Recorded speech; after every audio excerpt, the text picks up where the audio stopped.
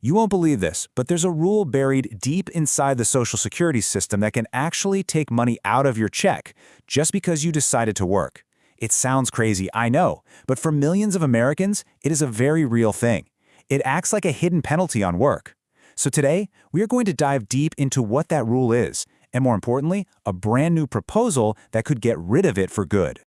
So let's just cut right to the chase, right? Does Social Security actually penalize you for working? It's a pretty bold question, but it's exactly what so many retirees feel when they see their benefit checks shrink just because they picked up a part-time job. The answer? Well, it's complicated, and that's exactly what we're going to unpack right now. Okay, so here's our game plan. We're going to break this down into 5 parts to make it super clear. First, we'll dig into this whole idea of a penalty. Second, we'll get into the actual numbers and rules, how the limit really works. Third, we'll look at the new proposal that's on the table. Fourth, we'll explore what kind of impact this could have for you and for the economy. And finally, we'll wrap it all up with a financial roadmap, so you know what to do with all this info.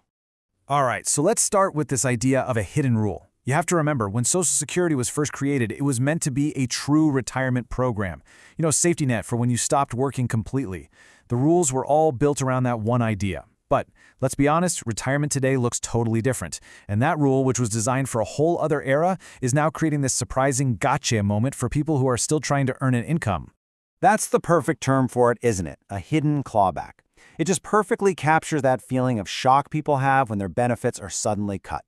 They're just trying to supplement their income, maybe keep up with rising costs, and then boom, their Social Security payment is way less than they were counting on. But here's where it gets interesting.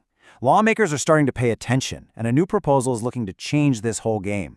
So to really understand why this proposal is such a potential game changer, we have to get into the nitty-gritty of how the current system actually works. This is where we look at the nuts and bolts, the specific numbers that can trigger this reduction in your benefits. So let's break it down.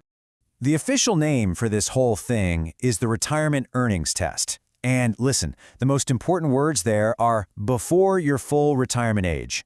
This test only applies to people who claim their benefits early, like at age 62, and then keep working. The second you hit your full retirement age, which is somewhere between 66 and 67 these days, poof, this earnings limit completely vanishes. So what's the magic number?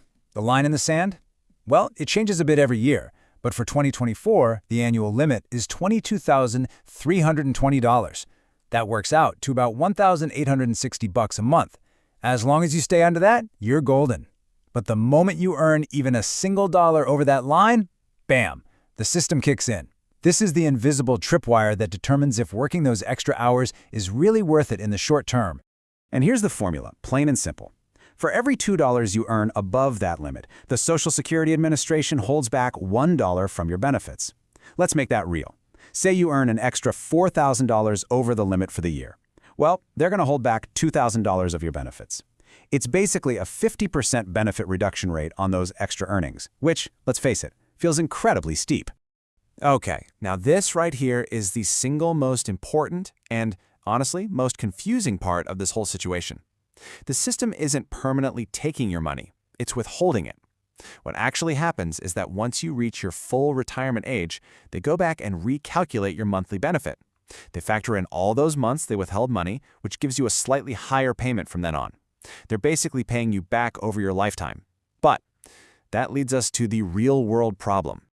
Exactly. People live in the now. Your bills are due this month. You need to buy groceries this week. A promise that you'll get your money back in slightly bigger checks over the next 20 years doesn't help you pay your mortgage today. This is the core issue. The rule creates a short-term cash flow crisis for the very people who are working because they need that money right away. And that exact problem, that cash flow crunch, the huge gap between needing the money now and getting it back later, is precisely what this new proposal is designed to fix. It tackles the issue head-on by just getting rid of this whole complicated mess of limits and withholdings and recalculations. The whole idea is to bring in a much, much simpler, more direct approach. This is the heart of it, right here. It's not about tweaking the limit or changing the formula. It's about completely eliminating it for retirement beneficiaries. No more thresholds, no more penalties, no more withholdings. The goal is to just sever the link between your work income and your Social Security check before you hit full retirement age. Simple as that. I mean, this puts it in the clearest terms possible. Right now, there's this constant trade-off. If you earn too much, your benefits get dinged in the short term. The proposed system? It just gets rid of that trade-off. You could work full-time, part-time, start a whole new business, earn any amount of money, and you'd still get your full unreduced Social Security check every single month. Okay, so let's play this out. If this change actually happens, what would the real-world impact be?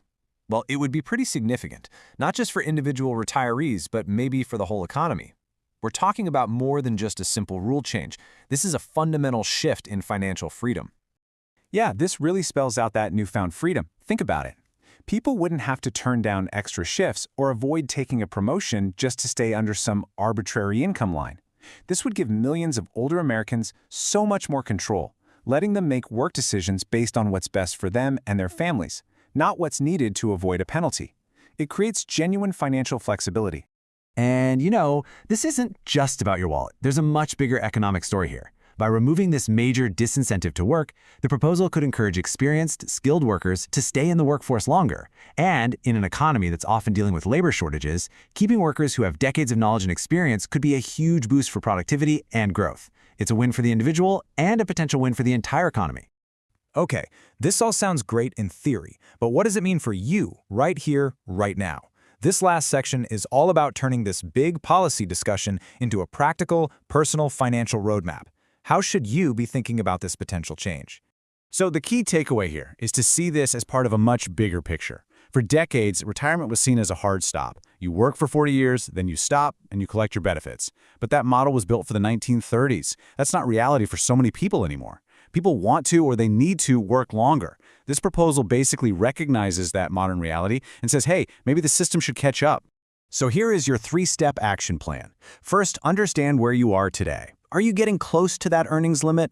How would the current rules affect your plans to work? Second, keep an eye on this proposal. Legislation moves slowly and things can change, so you definitely don't want to make any huge life decisions based on a bill that hasn't passed yet. And third, always think strategically. This potential change doesn't alter the fact that claiming benefits early still means a permanently smaller check for life. So planning is and always will be absolutely key. And that really leaves us with this final big picture question. This proposal, it's about more than just the earnings test. It's really a challenge to that old-fashioned, one-size-fits-all idea of retirement.